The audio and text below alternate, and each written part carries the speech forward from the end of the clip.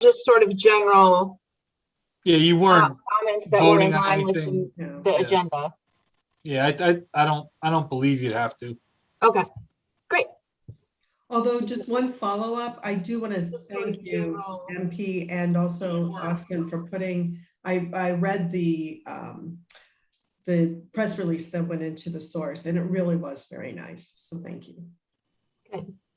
So that went to the source that went on the town website, and then it was sent to everybody who's on the listserv.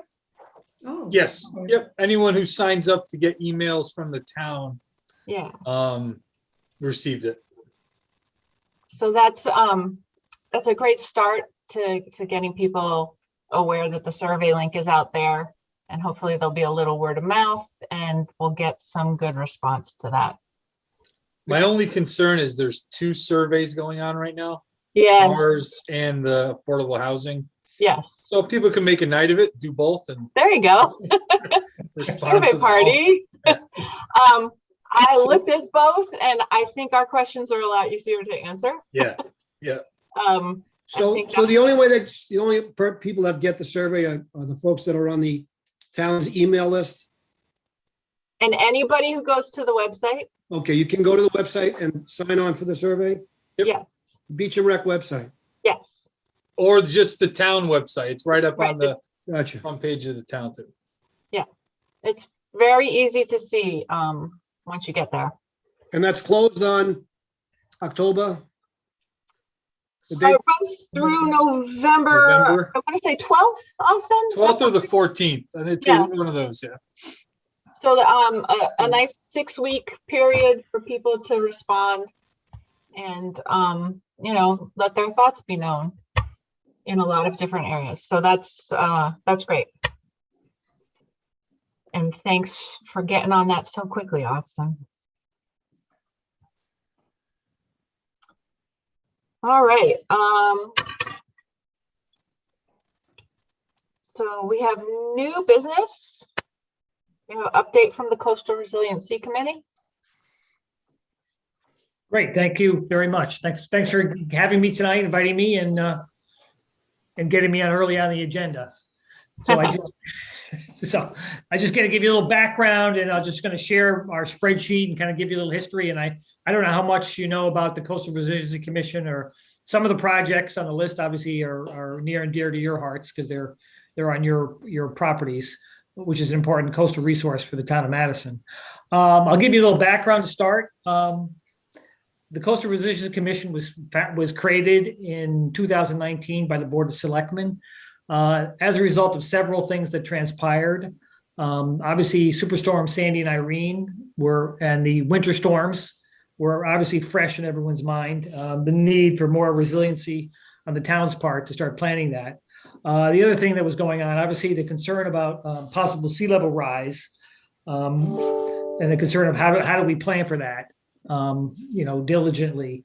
So in 2016, the town got a grant from the state of Connecticut, along with Milford and Brantford, to create a coastal resiliency plan. That plan, if you Google it, it's still on the town website, and I would strongly recommend anyone who hasn't done so go on, go look at it, and kind of read into it. It's by no means a comprehensive document. It was limited in the funding. I think the grant was like $30,000. So the town hired Malone Broom and split, and it was three different towns participated. But it was really, I think it's very thought provoking, and some of the ideas that came out, but it was by no means a comprehensive plan. It was just kind of more an idea of what could be done.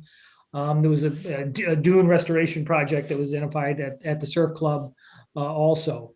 So the other thing that happened in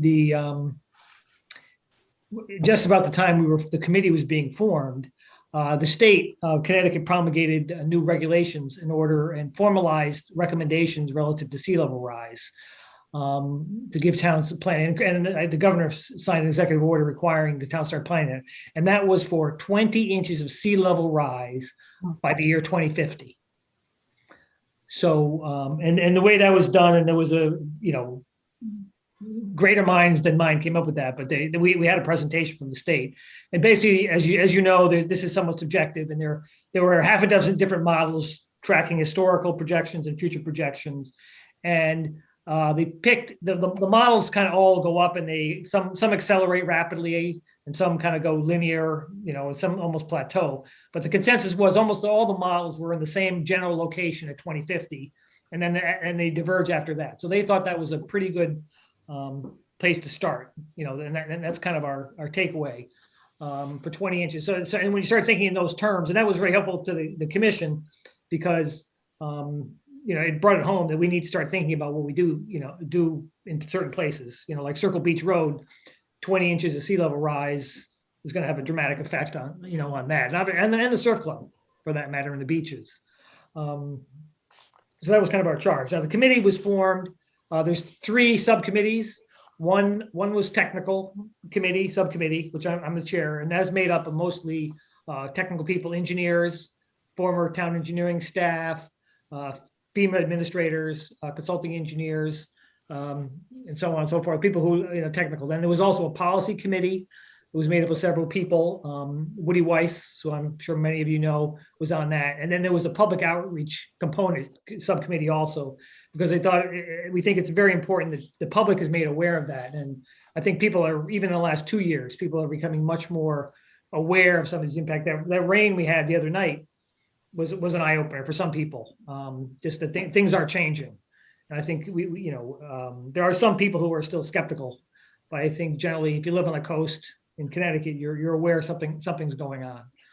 So that was our charge. So based on that, so we were tasked to create kind of a list of projects, and that was one of my primary goals. Be an engineer. It's kind of, I think, in terms of constructing projects. So we interviewed former town engineering staff, various people at histories. Dave Anderson was very, very helpful. I'm sure you all know Dave. He was actually a member of the committee, the commission, by volunteer, because he felt so passionately about the subject.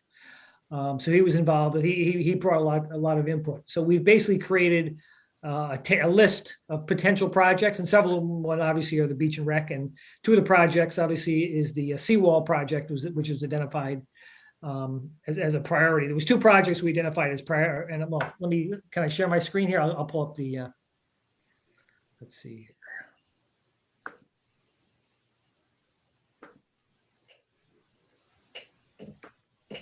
Okay.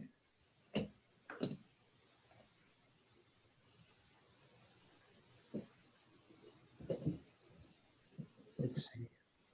Can everyone see my screen? Yes. Okay, great.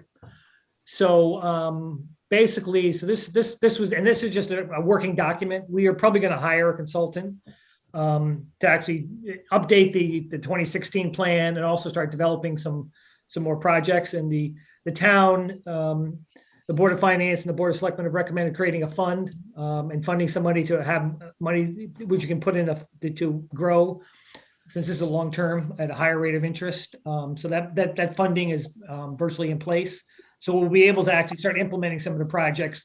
And the hope is by the Board of Selectmen that we can create some plans and be available for whatever, funding, infrastructure funding or grants that are available. But we need some money to start developing some of these projects beyond just, the committee's expertise. So, and some of these came from the 2016 plan. So the first column is the list of potential projects.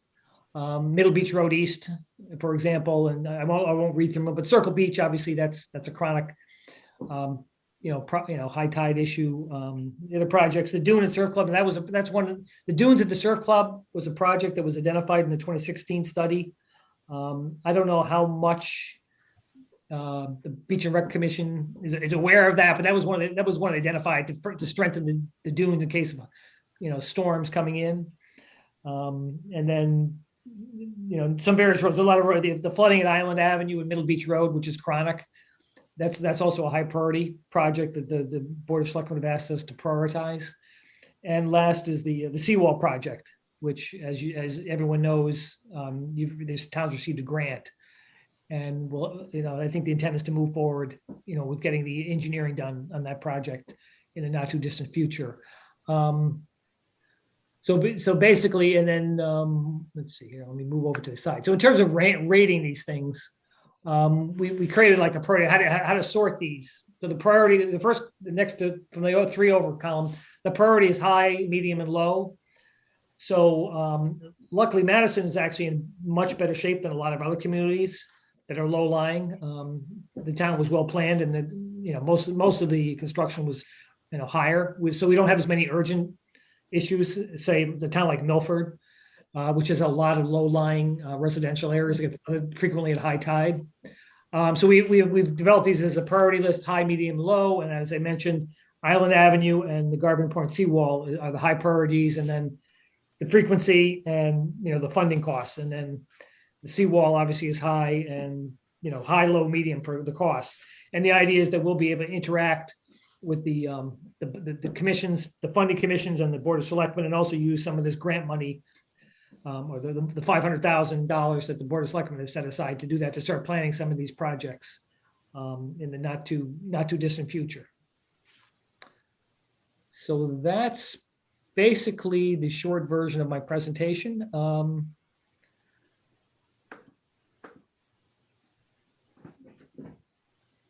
So with that, I turn it over for any kind of questions that the commission may have. Vince or Pam or Joe, do you have any questions? No. I No, think I think that was very doing this. thorough. Would you- Graham, do you know like roughly what type of issues the surf club would face with a 20-inch rise in sea level? I think the seawall, the existing concrete seawall that was placed several years ago would have to probably be improved. Obviously, the existing building, and I know you're aware, I think there's some planning going on. Now, obviously, you'd have to raise that up several feet. The new flood elevations, which went into effect several years ago now. Yeah. You'd have to elevate that. And if you raised it, you have to bring it up to code, et cetera, et cetera. As you probably know, so everything, there's the raise or move back scenario. So I think that's something you have to cross, whether you raise the building or you move it back. Yeah. But 20 inches is a pretty substantial amount. The new flood insurance requirements are, they went to effect on Monday for new buildings, and supposedly 6 months from now for renewals of insurance. So that's everyone's trying to figure out how that's going to play. That the federal government is trying to motivate people to do things a different way. So everyone's kind of waiting to see how that actually plays out. But flood insurance, anecdotally, is going to increase significantly for some people directly on the waterfront. So your considerations is for the surf club in particular are kind of in line with discussions that we've had before about the building itself needing kind of a major overhaul. Right. Yeah. I mean, it's an incredible resource, and I believe you're planning a master plan update to the surf club, and that gets into the whole, what do you do about the community center, and it factors in layers on the community center on top of that, and where do you go? So it's complicated. Everything, everything's on top of everything else. Yeah. One of the items on here was like a second means of egress from the surf club. Obviously, as the surf club road starts to flood more frequently in the next 20 years, having a back exit is also a consideration. Now, I think that was flagged as one of the possible issues in the 2016 study, and hasn't gone away. Yeah, that is sort of on our wish list and other discussions as well. So just to follow up with what EP said, so we wouldn't have to move, in your opinion, and I guess from 2050, when it goes to 20 inches, we wouldn't have, if we did do something with the surf club, we wouldn't have to move it back. We could stay on the same footprint that we're in now. Just, you'd have to, you could rate. I mean, you'd have to think about the sense of the wall. You're gonna have to probably replace that wall in the next 20 years. Right. So and if you want to keep it close, it's a judgment call you have to decide. Do you want to? And then the insurance layers. They're projecting the insurance to rise dramatically and it's going to affect one of the key changes. It used to be based on base flood elevation alone, so you could raise your way out of it. But now they're factoring in where you are relative to the water and the likelihood of being impacted. So people who, it's just, you can't solve your problem by raising your house indefinitely. But, whether the insurance rates are going to motivate people, I've heard different theories about that, but some communities are getting hit pretty hard. And Madison is, in the higher range, but, the people, direct waterfront people are going to see, 18% a year raise in their insurance. That's the cap, so. It's good to know. Yeah, so if you're thinking of buying a mansion on the water, it could lower the price, who knows? I mean, that's, whether it's enough to motivate people to change their behavior, I don't know. But your dilemma is exactly the dilemma many people are facing. Do you raise, and take your chances? Thank you. Well, it's sort of both reassuring and terrifying to see it all put together in one spot. It's obvious that we need to have a plan for the short term and for the long term, right? This is the way it's going to be. Can I just ask one other question? I don't mean to Yep. belabor the issue, but how much has the sea level increased over the last 5 years? If you have that information? I mean, yeah, you have to look over like 30 year periods. So it's hard to, it's probably that ratio. It's gone up. If you take the average, it's a curve. So it's, 20 inches in 30 years. So it's gone up, an inch or two, maybe an inch, but it fluctuates. It's not a straight linear, line. But if you go back to like 1900, you can see it clearly that it's, it's up, 6-7 inches. And a lot of it goes, what happens, if things accelerate? That's really the argument. Is it going to be linear or is it going to accelerate? Because if the ice melts, then it could go up much faster. That's, and greater minds than mine, you can listen to an hour-long discussion about that, but that's why it was good to get to 20 inches, a quantifiable amount. And they're updating that right now. They're looking at the models the last 5 years and it's going to go up. The rainfall intensity, they just increased the rainfall intensity data from 3 or 4 years ago, and they're probably going to have to revisit that again. That storm event we had, that 7-inch storm we had 2-3 weeks ago, that was a 100-year storm on paper, but that's, that doesn't surprise anyone that that's going to, happen. And another factor that we're considering, I didn't discuss, was the septic systems, because, the areas, the low-lying coastal areas, their septic systems are, maybe a foot change above the groundwater, high groundwater. If the sea level rises 20 inches, a lot of those septic systems in those low-lying areas are going to be impacted. So the town's going to have to start thinking about, how to plan for that.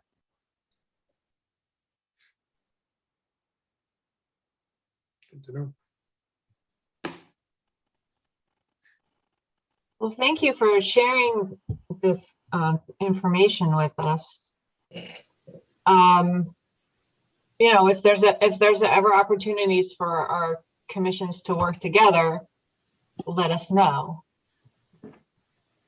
Yeah, I think that's important. Yeah, the public outreach component of that. So we just want to make sure people, we want to get in front of as commissions as possible. And there was one of the policy commission, as you probably followed it in the source, there was a policy that was moved forward that was not well received necessarily, but I think for various reasons. But I think so. We need to do more outreach. Our takeaway was we need to let people know and understand, why some of these things are being discussed, rather than just propose them and assuming people understand the policies. Yeah, there's really no such thing as too much communication. Right, exactly. We have a subcommittee that was a third of our committee is geared towards public outreach. I think more and more people are aware of what's going on. When we started this 3 or 4 years ago, it was kind of mixed, but now I think most people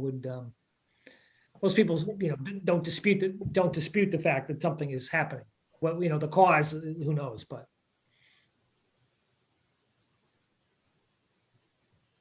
Graham, thanks for joining us. I appreciate you taking the time out to inform us about a lot of great stuff. Great. Well, I appreciate the time. Appreciate all the great work you do. And I use your facilities at least once or twice a week. So it's, that's what matters. That's why people come to Madison, because it's the great job you guys do with your facilities and the recreation stuff. So, keep doing the great work. Thank you. I won't even talk about beach parking. Okay. Thank you so much. Thank I'll fill out you. that survey, Thank you. by the way. Okay. Take care, everybody. Bye. Bye-bye. So Austin, are any of those projects sort of under your purview, or does that fall under Public Works mostly? So the Garvin Point seawall, so the Coastal Resiliency Commission will sort of head those projects with all input from you all, from the department, from town engineering. It'll be a full town project. The dunes, that's the first time I heard that one. Yeah, So, I'll look into that, do some research on that and see where that falls and what that means. But yeah, so any of those projects, the Coastal Resiliency Commission not only identifies, but will help lead the project to an ending. awesome. Okay, anybody have any other questions? All right, so let's go to the director's report. Austin, it's all you. Thanks, MP. So, just a couple things. So if you know anyone, or if anyone who's watching this on YouTube or will watch it in the future once it's posted, if you're, we're in need of staffing for our town gym.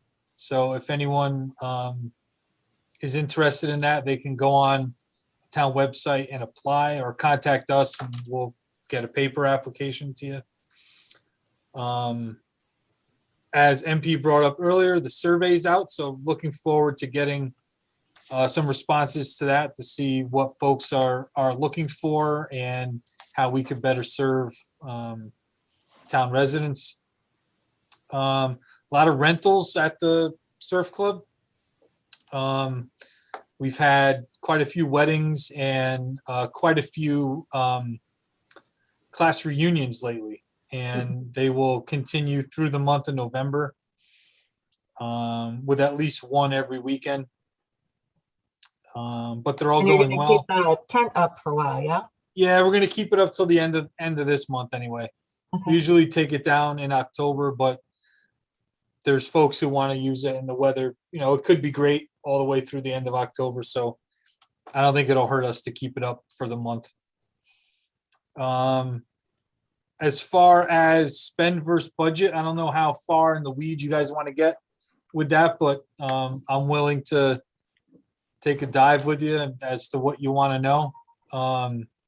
We are, all line items are secure. No need for any line item transfers as of now.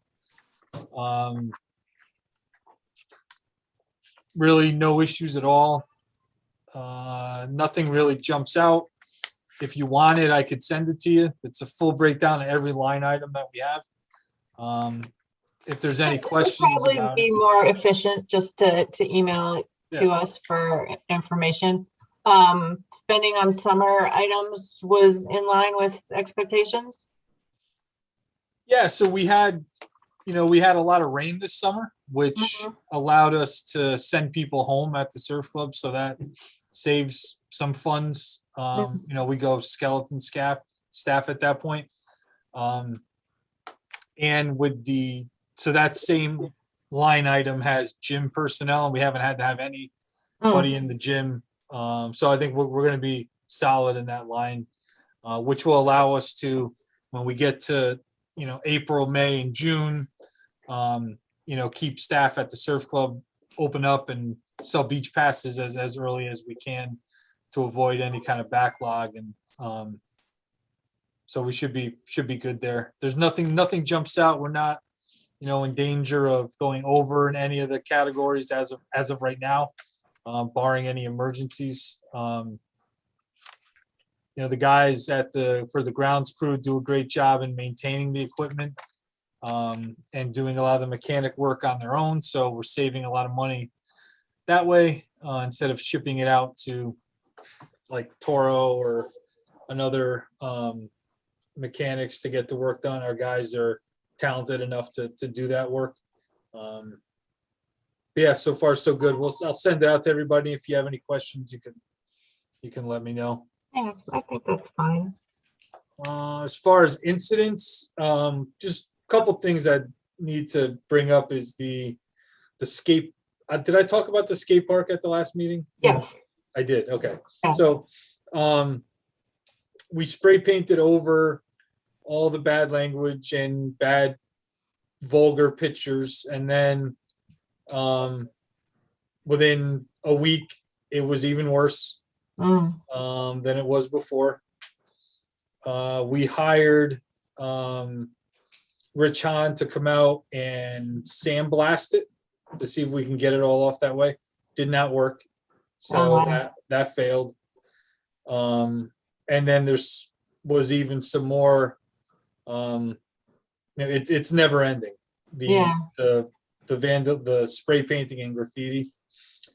So we're gonna try to just paint over the entire thing with gray paint to bring it back to ground zero. And then I have reached out to Youth and Family to get in front of the kids who use the skate park and ask them to do some, because skate parks, it's not graffiti if it's like motivational skate park kind of stuff. And I think that's okay. It's a way for kids to express themselves and own the facility. But when it comes to, what this other type of graffiti that's going on there. So I think getting in front of these kids, allowing them to do some good graffiti, giving them an opportunity to get some ownership of the park, and hopefully they will police themselves, and not allow people to come in and wreck it for them. Because if that doesn't work, and I said this at the Board of Selectmen meeting yeah. last Tuesday or Monday, we're gonna have to take it down, because we cannot spend hours every week spray painting it and covering up this vulgar language. So those are the options. Either it stops or it gets taken down. Mhm. Because In a way, you're gonna kind of let them win, aren't you? If you do that? them winning means they can't skate at a skate park anymore. Yeah, but that assumes that the people that are doing the graffiti are the people that use the skate park. I would venture to say, and I'm not an expert on this, you know more about this than I do, but I would venture to say that the kids that are doing this are the kids that are not using the skate park, they're the kids that are coming down there.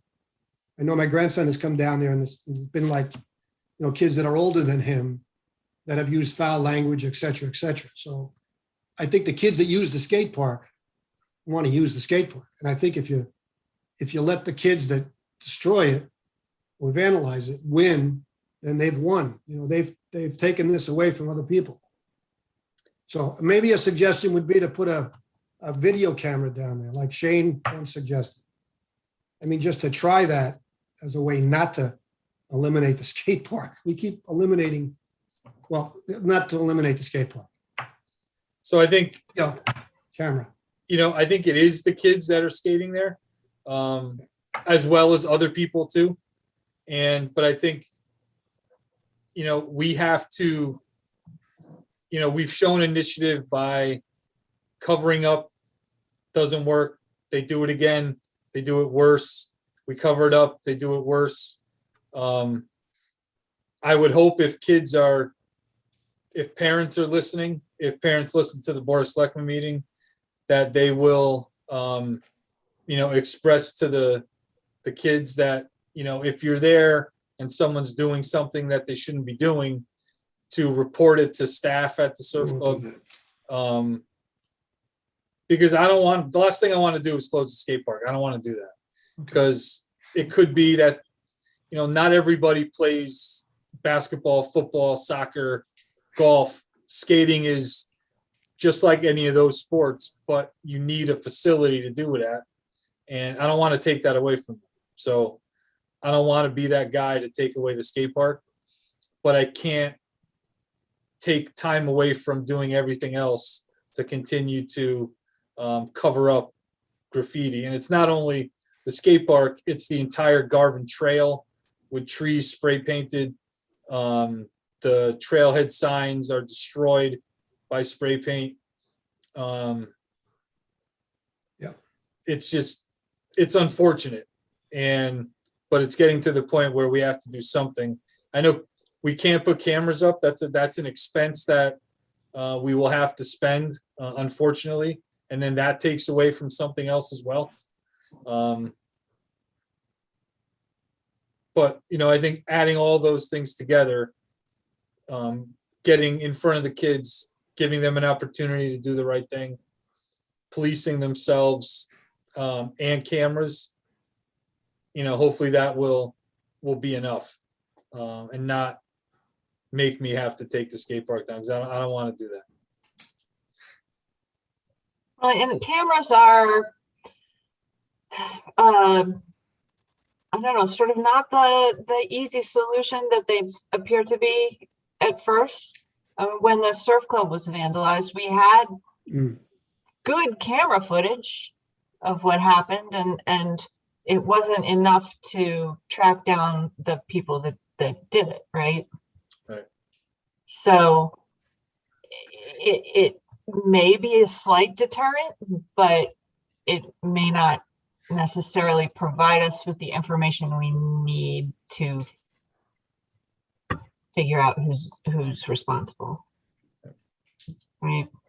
I agree. So I think, still more to come on that, and we'll report back.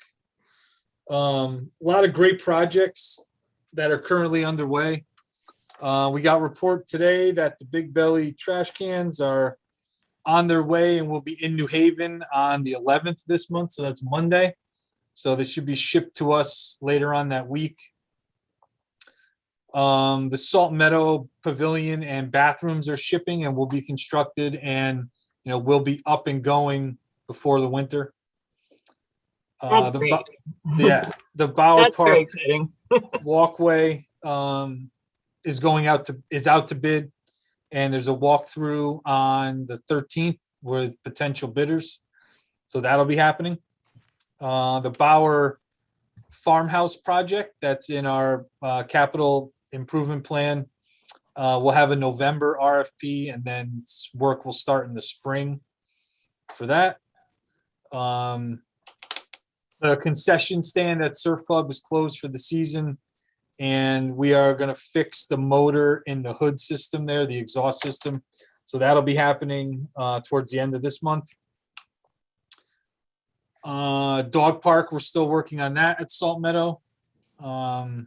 As you'll see at the Board of Selectmen meeting on Tuesday of next week, there was some money that was left over in the Salt Meadow fund for fencing. So we're going to do a line item transfer from that to fund the fencing for the surf club. So we could see the light at the end of the tunnel for this dog park. There should be enough money to be very close to getting it done. So that should be happening, hopefully, I don't want to promise a date, but hopefully by the spring, late spring, we should be good up and running with that. So we're going to be able to get that fully covered, or is there still talk of needing donations for that? It'll be pretty close to being fully covered just for the fencing. Yeah. And then we're going to, we've had multiple meetings with the Mad for Trees group. And so, a lot of the trees that they're selling will be shade trees, which will be perfect for the park. So we're going to get with them, make sure that we're, getting the right trees from them to put in there. I think I think we're not going to have an issue at all getting donations for like memorial benches and places to sit there. There'll be some costs associated with running the water line, which is already there, but getting like a spigot up for water access, putting in the waste bags and receptacles. There's other types of waste receptacles that are maybe buried in the ground, so they're not, everything decomposes when you put it in there, and there's a lid you lift up. So there's a lot of different things we'll look at. Mhm. But we'll start, things are looking good that we'll be able to get that going for, hopefully for the spring, when that starts out. That's nice. That's been a long time Yeah. coming Yeah. too. Other things that are coming up, Bauer Harvest Festival is October 16th from 11 to 3 at Bauer Park. There's a movie at Salt Meadow on the 22nd. It's The Goonies, I believe it is. Classic.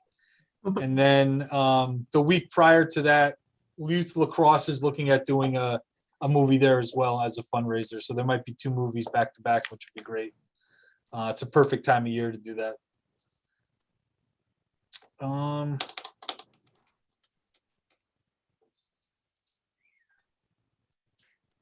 Yeah, we ordered 2 more pickleball nets, so those are in. Rich, Vince, you'd be happy to hear that. So once we move inside, we'll have Great. 2 brand new nets up. Which will be Thank exciting. you. Registration has started for that too, and we have great turnout. You know how People many are folks registered. signed up on that, Austin? How many? That I don't know, but it's quite a bit. Yeah, I know. Folks have been asking me how many folks are coming to the gym. That's while we're on that subject, can I just ask you a question? The Yeah. last meeting, we talked about following up on resurfacing the pickleball and tennis courts, and you were gonna have, I think Hendig come down and take a look at that.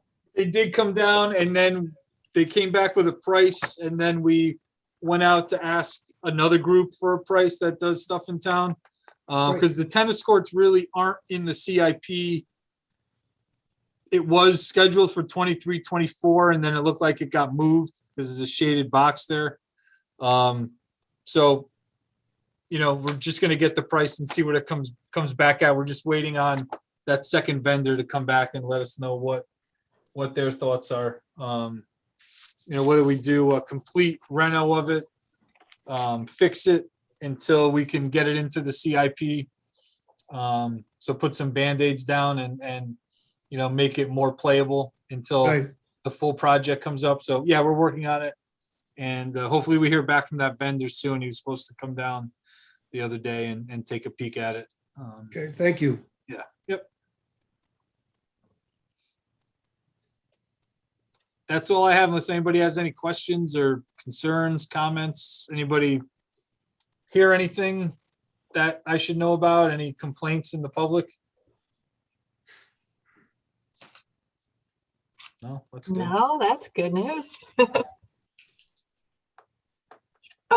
what did we have for old business? So do we want to, I know Vince wants to talk about the sailing program. We could do that. That's right. Vince? I don't have any comment. I gave Austin Yeah. some pictures of, the status of the current, boats that are down there. One of them is cracked in half. The boats are in, rather poor condition. I don't think, just that the sailing program, the way it was prior to the COVID is gonna happen again, because I think we're gonna have to, spend a lot of money to fix those boats up, which was unfortunate because we just left them out, in the 2 winters. So, and one of them is broken in half.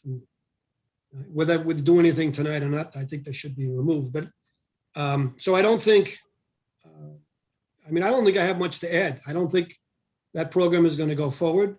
It's unfortunate, but I don't think it's going to go forward the way it was prior to COVID, which was to have somebody on staff on the program and have, I think there were 20 or 30 kids that were in that program, which is unfortunate. So I think that possibly Austin and I, and maybe one other member, can possibly sit down and look at venturing or partnering with other folks that have programs.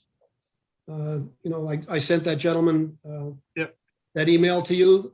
Hand High School has if anybody knew that, the Hand High School has a class that was actually, they have to go to, what is it, Pettipog Yacht Club? Yep.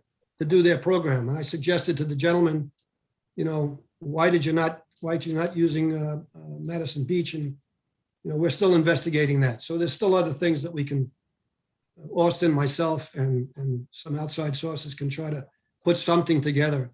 Yeah, I'm not giving up On the mouse. at all yet. I think, there's still some possibilities of partnering with folks. I'm nowhere near ready to throw the towel in on it. Great. I think I tried contacting the beach club, just waiting to hear back from somebody. They have a you know- sailing program. What's that? Madison Beach Club has a sailing program. I know that. Correct. Yes. Well, they have classes. I don't know that I would call it a program like many of the other shoreline programs that are run. And I have been doing a lot of research, looking at the whole shoreline. And a couple of questions just about the history of I don't know that much about the sailing program that we had before. And I was just curious, like, how many boats did we have in our fleet? And were our instructors American sailing? Did they have certification, for example, from the ASA? Or was this just kind of a small, and like, what were the rates that we were charging? Yes. I don't have that info, Pam, in front of me tonight, but I can get you all of that. Okay. Like a history of the program, how many people, what the fees were. It wasn't outrageously expensive. No, Because I looked up and down, especially in our area. And what I learned is that recreation departments in the towns do not run these programs. That all of the sailing programs, for the most part, like for example, in Clinton, it's a sailing club and it's a 501c3 or nonprofit organization that does all their fundraising to sustain themselves. right. In Old Saybrook, it's the North Cove Yacht Club. And the same way in Guilford, it's the Guilford Yacht Club. And Right. but the town of Guilford, their recreation department, they do have a relationship with the yacht club so that the yacht club will provide a certain number of non-member spots.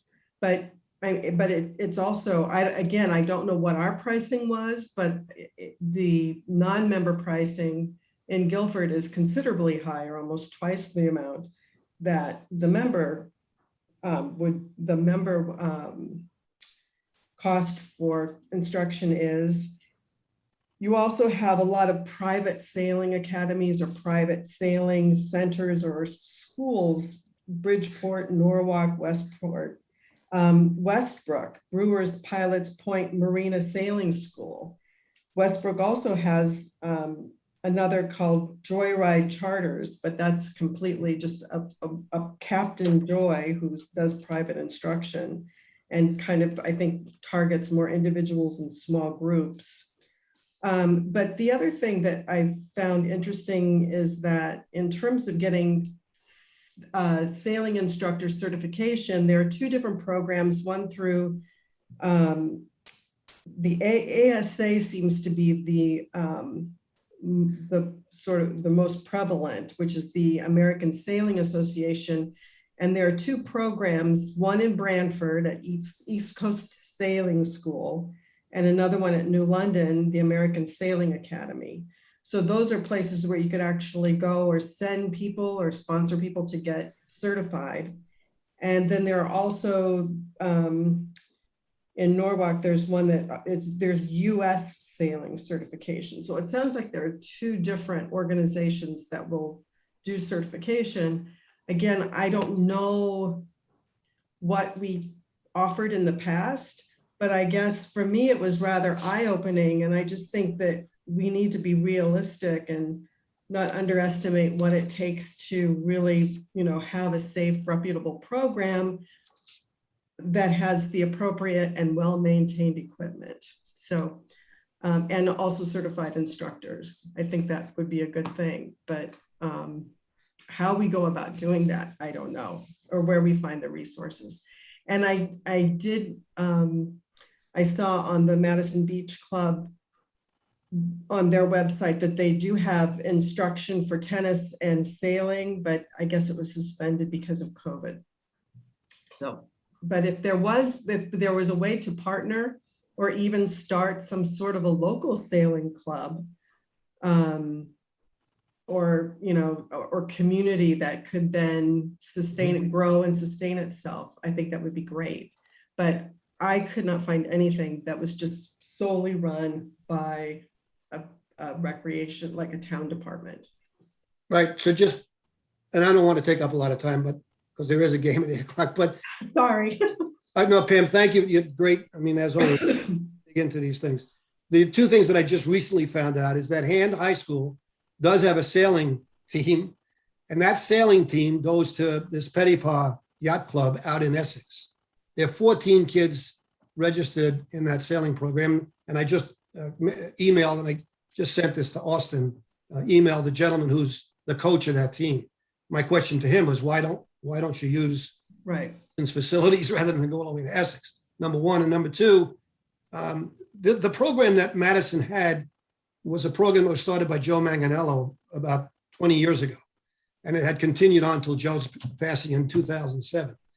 And from 2007 on to 2 years ago, before COVID, Madison had a sailing program. And who was running it? I don't know. I mean, the Beach and Rec was running it. We have boats. If you get a chance, you should go down there. We have sailing boats that are there that say Madison Beach and Rec. There are 5 of those sailboats and 2 catamarans. One of the catamarans is broken in half, as I mentioned, and it says Madison Beach and Rec on it. So our property, it was run by the Madison Beach and Rec department. That's all I'm saying. So, I mean, we need to catch up on how many people, were looking for the program last year, how many, what's the need, I think. And you and I can do this off Okay. the meeting as we did in the past with the other programs. Just a question. Why does the Hand High School Sailing Club, what was the answer? So I think reading his response was they don't have boats.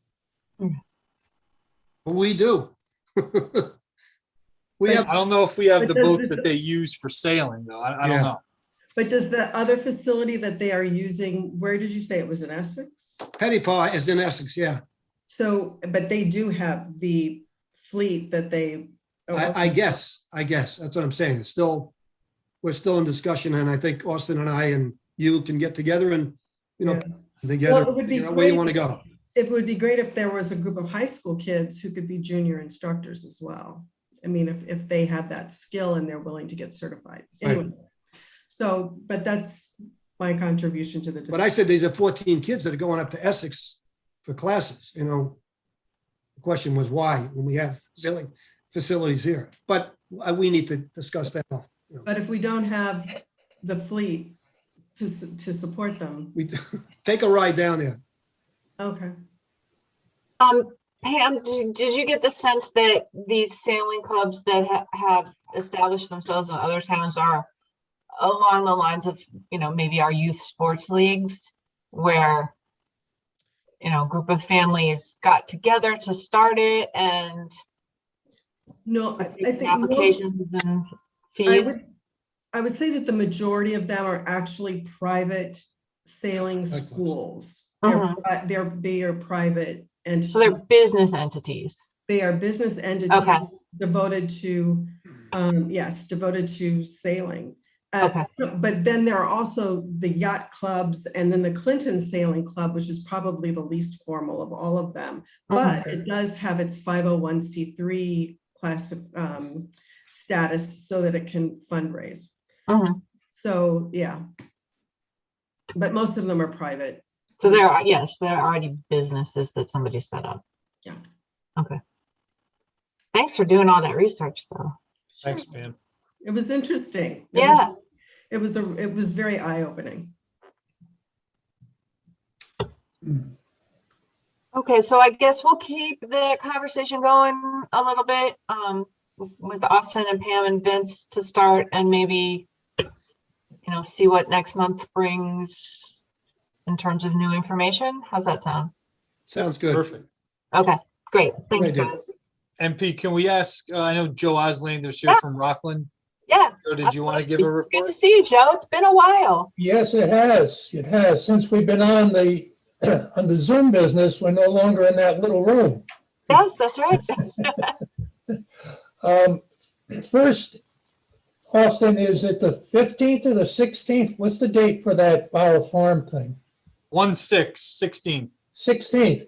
Usually I hear something about that early in, sometime in September, so I can speak to some of my folks in terms if they want to set up a booth. And no one has contacted me, or I haven't caught the message. So I don't know if they're still trying to get Yeah. outsiders or not. Definitely get in touch with Ted Rahman and let him know that you're interested. And I apologize if it was I'm the liaison to the Yeah, Bauer Park Mike, Committee. we have a busy October, so I don't know if I'm going to have somebody, or usually I have a couple of people, but I can try to find out because we only take a small space.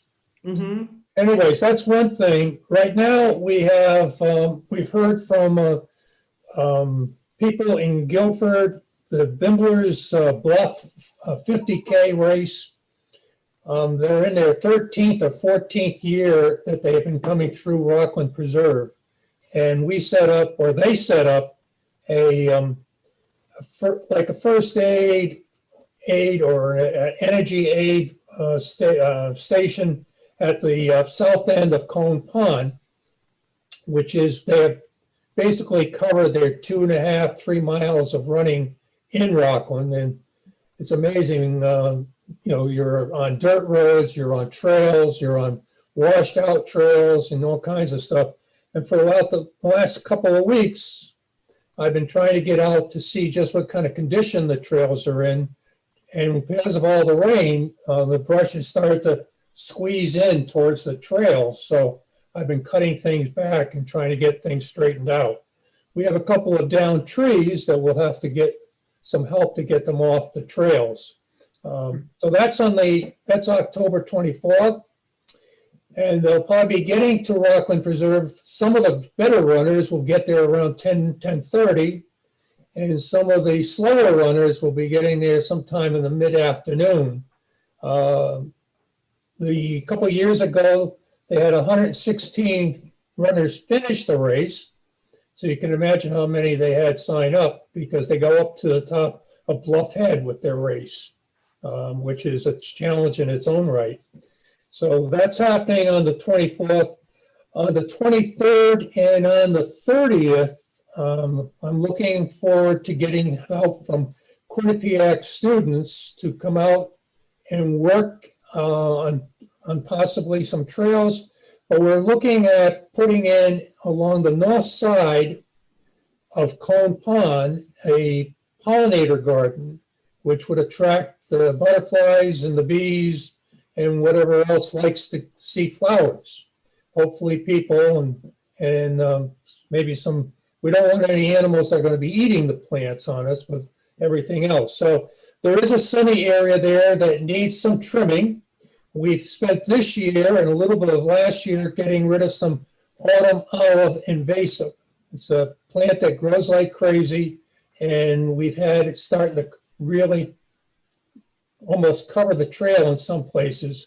So we have a spot there that probably, I don't know, if you can picture the size of an infield at a baseball game, you got a good sense of how big the area is that we want the garden to be. So it's a fair size area that would have flowers, and they couldn't be planted until the following, probably September in 22, because of the fact that we've used poisons that were legitimate. We had a professional come out and do the spraying. Dave Roach, All Habitat, does a wonderful job, and so his folks, and we can start to see already the olive dying off. So it's now to get it down to the roots, to get the roots out, and then get it so that we can have some planting go on in there. So that's happening on the 23rd, and then the 30th, We're hoping to get at least 5 to 10 workers from Quinnipiac. We have a young man there, Danny Dalton, who came out and spoke with me last week, and he's enthusiastic, and hopefully he's as enthusiastic in getting people who want to help so we can start on the 23rd. If you haven't been to Rockland, I invite you to at least stop at Route 79 and see the playground that was put in. There was a picture of it in the source, I believe, this week. We don't like the picture. We think it's too faded, but the kids are having a great time, and mothers and fathers are having a great time taking the kids around in there. One of the activities that's in back of the playscape is a playhouse that has no walls. It has all the studs so you can see right through it. And the day that we gave a little official opening to it, a couple of the kids were inside. They had stones that were supposed to be fake hamburgers or hot dogs or whatever they were supposed to be. And kids had to go around and pick up acorns and pay for the hamburger rock with the acorns. So, I mean, they were just having a wonderful time there. And next to it is a finished Eagle Scout project of a library of children's books. So you can add books, take books, and things of that sort. And there is a big sandbox that was built there, but the sandbox has tree stumps or chunks of trees all around it as the border, so it keeps them in place. So that's what's happening there. And if you haven't been to that place, you have an opportunity, hopefully, to see the pump track, which is a place where you can bicycle. It's like almost like a figure eight, and it's got banked walls to it, and it's got ups and downs and all that kind of stuff. And it's interesting. The other day, as I was out there checking the trail that's going to be used, there was a father, and I think his son was probably 5 at the most, and they were both having a great time riding up and down the hills. So we got a good thing going there, and we got people coming from all over the place to enjoy it. So if you have a chance, come see it and see what the kids are and their families are having a great time at. And I think that's probably enough for tonight. That's great. I remember when the playground was just in the idea stages. It's so exciting to have it up there now. Yeah, we were very fortunate. Jason Engelhardt has a couple of young children himself, and the drive downtown from North Madison to go to the playgrounds was just a little too far. And some of the people up there in the Rockland area are really now feeling that the town of Madison knows where we are. Yeah, thank you. Let me just compliment you on your bike trails. Many hours my grandkids have enjoyed biking up there, and they've managed to keep them busy, and I really appreciate it. They're absolutely fantastic. Yeah, it's an amazing thing. Great job. There's 18 miles of bike trails, Yep, and they're at skill levels for almost like on a ski course, from beginner to expert. And there's another 12 miles or more than 12 miles now of multi-purpose trails that use a lot of the old roads that are at Rockland. that's great. Yeah, Yeah, and we have that's really awesome. and there's an organized youth campsite, so that we have the scouts using that. So it's really become a very popular place with 650 acres. Any questions? For your gardens, have you thought about reaching out to the Garden Club of Madison? I have a new member. That's a good question. I have a new member on the committee, Cecily Barron, who is reaching out to all kinds of experts in the town of Madison, and the Garden Club, I'm sure, is on her list.